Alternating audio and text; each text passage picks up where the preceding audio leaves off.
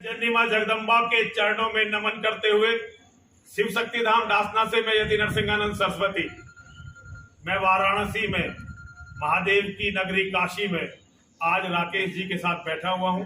हमारे साथ स्वामी सत्यदेवानंद जी हैं, सेवानंद जी भी साथ हैं, अरुण भी साथ है, भैया हैं। गंगा के किनारे राकेश जी का ये विकट पुरुषार्थ है। गरीब बच्चों को पढ़ाने के लिए इन्होंने विद्यालय खोल रखा है। आज राकेश जी के विद्यालय में छत पर चौथी मंजिल पर हम लोग बैठे हुए हैं। माँ गंगा का पावन जल बह रहा है। माँ गंगा के किनारे बैठकर बड़े विचार आते हैं मेरे मन में। मैं तो हमेशा चाहता हूं कि माँ गंगा के किनारे पर ही रहूं, लेकिन इतना अजीब जीवन है कि कभी भी जो मैं चाहता हूं वो मैं अपने जीवन में कभी भी नहीं कर पाता। माँ गंगा के तट से सनातन के मानने वालों को मैं केवल एक संदेश देना चाहता हूं। दुनिया में केवल हम सनातन के मानने वाले हैं जो अपने धर्म का मजाक बना रहे हैं, जो अपने धर्म को छेड़छाड़ का विषय बना रहे हैं। अपने धार्मिक स्थानों को हम पर्यटन स्थल की तरह सजा रहे हैं। मैं यहूदियों के इतिहास को याद करता हूं। यहूदियों ने अपना सब कुछ खो दिया था। उनकी जो भाषा है हिब्रू, वो खत्म हो गई थी। उनके धर्म ग्रंथ लगभग लुप्त हो गए थे और उनके जो धार्मिक स्थान थे वो उनके शत्रुओं के पास चले गए थे। एक दिन यहूदियों ने यह तय किया कि हमें अपने धर्म ग्रंथों को वापस खोजना है और अपने धार्मिक स्थलों को वापस लेना है। ये कब उन्होंने तय किया? जब दुनिया के सारे लोग उन्हें मार रहे थे। लगभग 2000 साल तक यहूदी ऐसे कटते रहे जैसे गाजर मूली कटती है। दुनिया के हर कोने में, हर नस्ल में, केवल भारत को छोड़कर दुनिया के हर हिस्से में जहां भी यहूदी गया, यहूदी का कत्ल हुआ, उसकी औरतें छीनी गई, दुर्गति हुई यहूदियों की। सबने दुर्गति की। हिटलर ने भी एक मुसलमान के कहने पर, हिटलर ने जो यहूदी मारे थे ऐसे नहीं मारे थे। हिटलर के पास कुछ मुसलमान पहुंच गए थे और उन मुसलमानों ने हिटलर का दिमाग बांध दिया था। उसके बाद यहूदी मारे गए थे।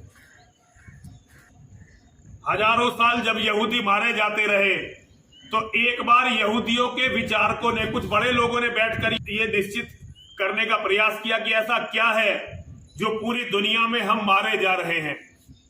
तो उन्होंने तय किया कि हम लोग अपने धर्म से दूर हो गए हैं, अपनी धार्मिक प्रथाओं से दूर हो गए हैं, अपने धर्म के मूल सिद्धांतों से भटक गए हैं, इसलिए हम मारे जा रहे हैं।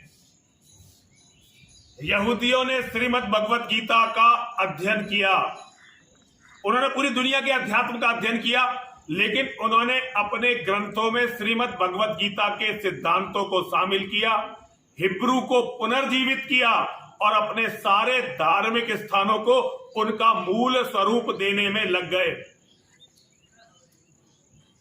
मैं काशी में बैठा हुआ हूं, वाराणसी में।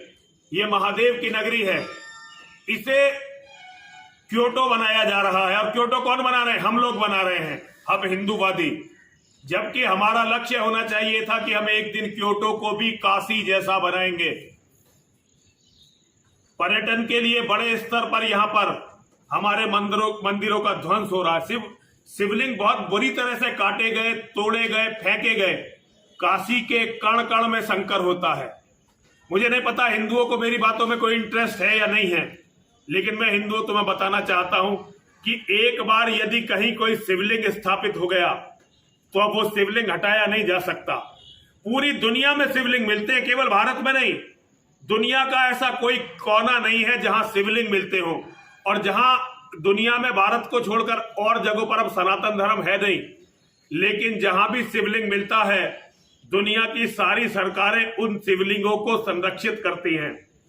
केवल हमारा यह दुर्भाग्य है कि हम विकास के लिए मंदिरों को, प्राचीन मंदिरों को जो हजारों साल पुराने हैं, तोड़ देते हैं। क्योंकि हमें विकास पसंद है, हमें पर्यटन पसंद है, हमें अपनी औरतों को तीर्थ स्थलों पर घुमाना, वो भी किस वेशभूषा में, ये कहने की बात नहीं रही है। भगवान तुमसे कैसे खुश हो जाएंगे? भगवान मुझसे कैसे खुश हो जाएंगे जबकि मैं धर्म की नगरी में अधर्म कर रहा होता हूं? मैं कैसे ये सोच लेता हूं कि भगवान मुझसे खुश हो जाएंगे? आज काशी विश्वनाथ में कॉरिडोर बनाया जा रहा है, जहां हजारों मंदिर थे, छोटे छोटे मंदिर, लेकिन वो ऐतिहासिक मंदिर थे, बड़े ही तांत्रिक महत्व के मंदिर थे, वो सारे तोड़ दिए गए हैं। जहां कल मंदिर थे, अब वहां शौचालय बनाए जा रहे हैं, अब वहां घूमने के लिए पार्क बनाए जा रहे हैं, अब वहां खाने पीने की कैंटीनें बनाई जा रही हैं, ताकि पर्यटन बढ़े, विकास बढ़े। हिंदुओं धर्म की कीमत पर हुआ तुम्हारा ये विकास तुम्हारे अस्तित्व को खत्म करेगा, तुम्हारी पीढ़ियों को विनाश की तरफ लेके जाएगा। जरा अपने आंखों को खोलिए, दिमाग से सोचिए। धर्म का विनाश जिसका शत्रु नहीं कर पा रहा, उस धर्म का विनाश करके, धर्म के प्रतीकों का विनाश करके आप लोगों को क्या मिल जाने वाला है। मैं काशी में बैठकर मां गंगा के तट से, महादेव की नगरी से हिंदुओं को केवल इतना संदेश देना चाहता हूं, अपने धर्म की अवमानना और अपने धर्म का अपमान करना छोड़ दो। हमारा कोई नेता कितना ही बड़ा हो सकता है, लेकिन किसी भी जीवित या मृत व्यक्ति की जिसने जन्म लिया है धरती पर, उसकी तुलना महादेव से नहीं हो सकती। महादेव से यदि किसी की तुलना आप करेंगे तो आपके वंश का विनाश होगा, ये हमारा शास्त्र कहता है।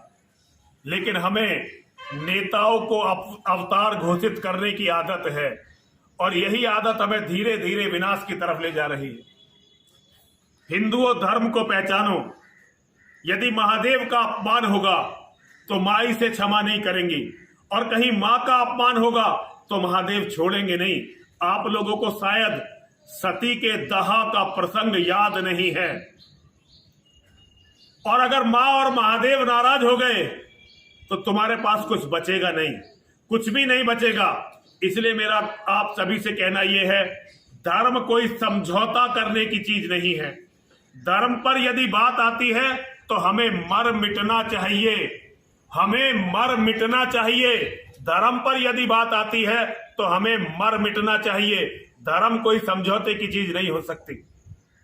जो लोग मंदिरों को तोड़कर विकास की परिकल्पना कर रहे हैं, वो लोग पाप के भागीदार हैं। लेकिन जो लोग इन चीजों को मूक रहकर देख रहे हैं, अपने मठों मंदिरों की, अपने महादेव के मान सम्मान की रक्षा के लिए कुछ भी नहीं कर रहे हैं, वो उनसे भी बड़े पापी हैं। इतने पाप के भार को लेकर हिंदुओं जाओगे कहां। मैं एक गरीब सन्यासी हूं, छोटा सा सन्यासी हूं, लेकिन मैं इतना जानता हूं कि यदि महादेव का कहीं अपमान होता हो तो महादेव के भक्तों को मर मिटना चाहिए। हम मर मिट नहीं रहे हैं महादेव के अपमान के लिए, तो इसका अर्थ है हम महादेव के भक्त नहीं हैं और हम विनाश को प्राप्त होंगे। क्योंकि धर्म से गद्दारी करने वाले कभी भी क्षमा नहीं होते। हर हर महादेव, हर हर महादेव, हर हर महादेव।